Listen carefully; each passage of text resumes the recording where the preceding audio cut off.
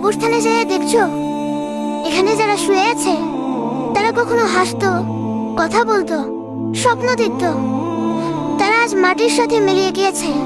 কাফনের কাপড় ছাড়া তার কোনো সঙ্গী নেই, তার কোনো আত্মীয় স্বজন নেই, তার মা বাবা খালা কেউ নেই, শুধু আছে আমল।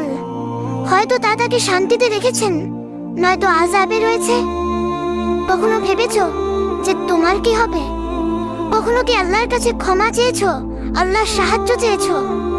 চাওয়া হয় নাই না, তাই তো মনে করি যে সময় রয়েছে, কিন্তু মৃত্যু সময় দেখি না।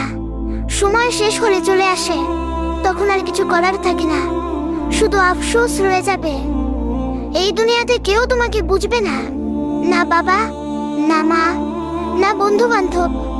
এই দুনিয়ার ধোকায় পড়ে আল্লাহকে ভুলে যেও না।